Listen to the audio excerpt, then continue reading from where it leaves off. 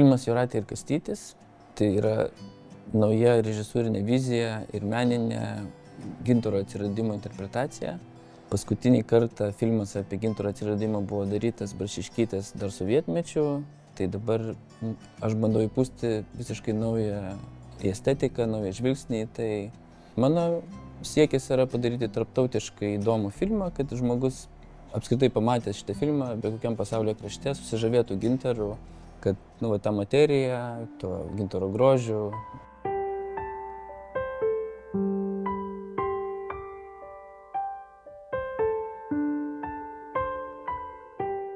Iš esmės filmas yra apie besąlygišką meilę ir Jūratė įkūnija ją, tai ko mes nemokam. Bet kadangi jinai yra pusiau dievas ir jinai šitame filme pademonstruoja pasiaukojimą ir vizualiai jinai yra skystas gintaras. Jinai yra tarpinė stadija tarp sakų ir sukietėjusio gintaro. Gintarą nupiešti yra be galo sudėtinga. Visas grožis gintaro yra kaip jisai skleido šviesą, kaip šviesos šaltinis įeina į jį ir kas vyksta po to. Ir taip gavosi, kad buvo pasirinkta 3D technologija, nes geriau labai sudėtinga atspindėti. Ir 3D labiausiai leidžia perduoti šitos subtilius niuansus, subtilius dalykus.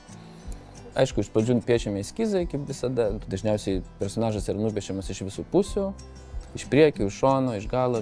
Reiškia, visą tą turiškumą iš pradžių nupieši, tada jau tą piešinį ima modeliuotojas.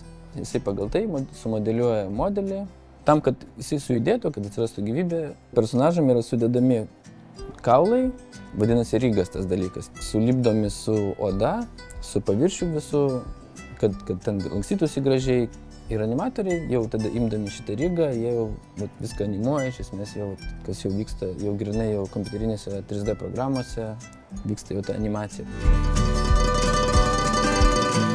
Jūratės Kastyčio atveju, tai čia labai ambicingas projektas. Techniškai tai turbūt sudėtingiausias animacinis filmas apskritai Lietuvoje kažkada darytas. Aš išsikeliu labai tokią sudėtingą viziją ir einu su ją. Ir aš žinau, kad bus labai sunku ir tai užtrunka ilgiau negu paprastai užtrunka filmukai. Tai 12 minučių, pavyzdžiui, gaunasi, kad aš darau 2-3 metus. Animacijai yra labai fainas dalykas. Iš esmės tu esi dievas, nes nieko nėra visiškai. Tu viską sukuri, viską.